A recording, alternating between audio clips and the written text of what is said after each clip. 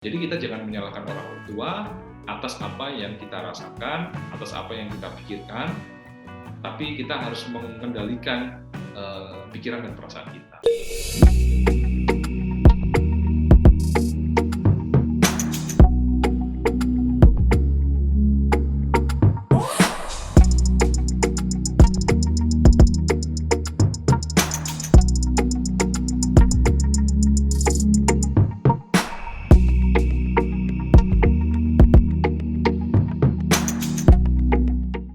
Pak Danang izin bertanya, bagaimana kalau misalnya pemikiran negatif itu berasal dari lingkungannya yang sering menanamkan pemikiran negatif?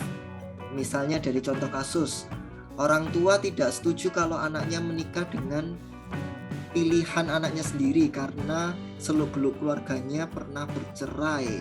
Jadi orang tua berpikir bahwa masa depan anaknya juga pasti akan bercerai. Anak ini dari kecil sering diberikan penilaian negatif oleh orang tuanya, sehingga buat anak menjadi takut untuk melangkah. Hal itu terjadi karena respon dari orang tuanya. Bagaimana untuk menyikapi hal ini, Pak Danang?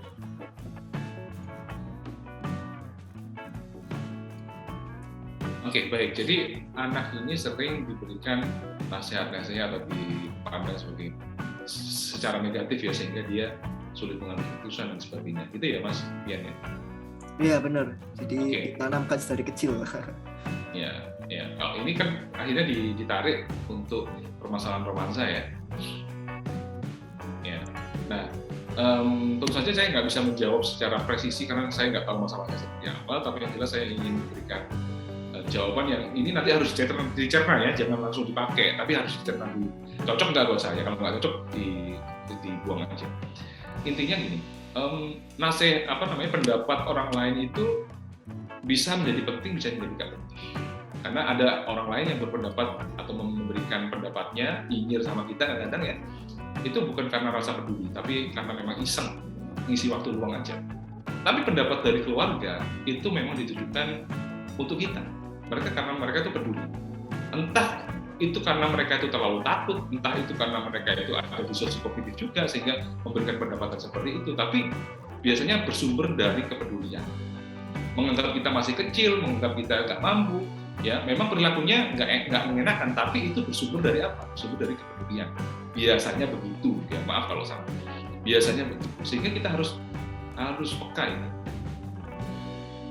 Apakah memang benar apa yang dikhawatirkan oleh orang tua saya, ya pasangannya bisa berpotensi seperti itu, maka itu jadi sinyal.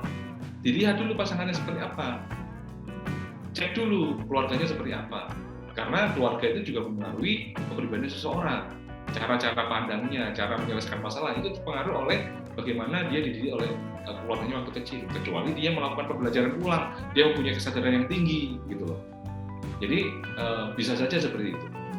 Nah, terus yang kedua, kalau kita nggak bahagia waktu kita kecil, ya mungkin itu karena orang tua memperlakukan kita. Ya bisa jadi ya karena pola asuh.